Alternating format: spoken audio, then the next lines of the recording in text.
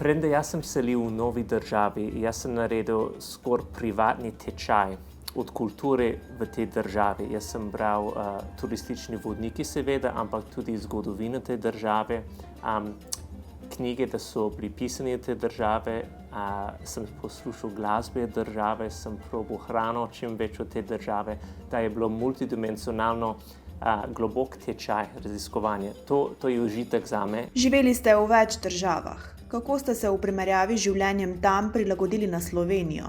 Po pravice zame vsaka država, v kateri sem poskusil živeti, mi je bilo všeč. Nekateri so bili lažje, nekateri težje. Mislim, da je bilo najbolj enostavno v Angliji jezikovno in tradicije so čim bližje ZDA. Potem za ljudje v Španiji in v Italiji sem takoj kliknil s čim več ljudje, so tako tople in odprte in ti objemčkajo takoj in ta način mi je bilo ful všeč. Ampak kadaj sem študiral globje, kvalitete življenja, cene življenja, kaj pokrije države, kako je za mlade družine, zame Slovenija je bilo daleč najboljše in sem imel samo dobre občutki. Kaj vas je v prihodu v Slovenijo presenetilo? Slovenija je bilo prvi države, v kateri je musta nosila copate v hiši in to mi je bilo fascinantno. Sem rabil malo časa, da sem se navadil. Vas Slovenci sprejemamo drugače kot tujce iz južnih ali vzhodnih držav?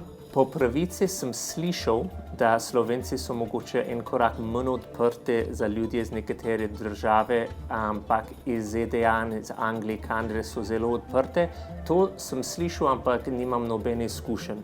Jaz sem bil 100% časa, sem imel občutek, da sem dobrodošel, ampak sem slišal velikokrat, da mogoče, če bi prehajal iz ene druge, ne toliko zaželene države, mogoče drugačna reakcija bi bila.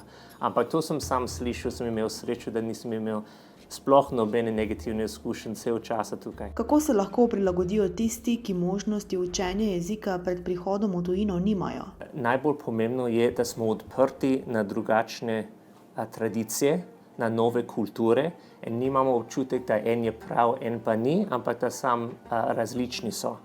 In če imaš ta ideja v možganu že na začetku, potem vse gre čist lažje. To zame je najboljša arabska restauracija v Sloveniji, je res odlično in vodi moj sosed, živiva v isti ulici v Kamniku in smo čist mednarodni na naši ulici. On prihaja iz Sirije, jaz iz ZDA. Jaz sem že 15 let v Sloveniji, sem bil arabski kuhar v Sloveniji, prihajam leta 2004, pa delam v Ljubljani en let, pa kasneje v Kamniku, arabska hrana. Jaz sem Palestinec iz Sirije, moje ime je Rami Murad.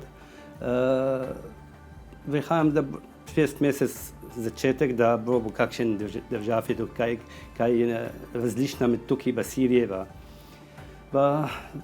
Vidim sam, pa vidim, da začetek zelo vesel, da vidim Slovenija, zelo lepa mesta ali države.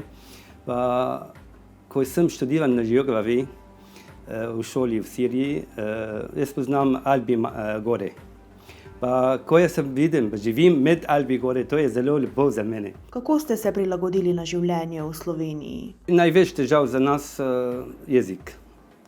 Ko arabščina je zelo daleč od mogoče ameriški jezik ali balkanski ali angleščina, isto črke, malo različno. Za nas veliko različen med arabščina in slovenščina. Sigurno je lažje, če imaš drugi kolegi, s kateri lahko govoriš od recimo različne dodatke v kulturi, v novi državi, kakšne stvari so težje, naprimer birokracije, tukaj rabiš malo pomoč včasih ali pa koga, da bi vprašal kakšno vprašanje. Torej, združenje med drugi ekspatrioti, ki doselili v Sloveniji, izmeri neki pomočljive korake, sploh če gledamo birokratične navade, najbolj rabimo pomoč. Za kulturne, družabne to ni tako pomembno. Nekateri ekspatrioti iščejo drugi ekspatrioti. Jaz mislim, da je bolj zanimivo, če poznam čim več lokalci, ampak za te birokratne točke res pomaga pomoč.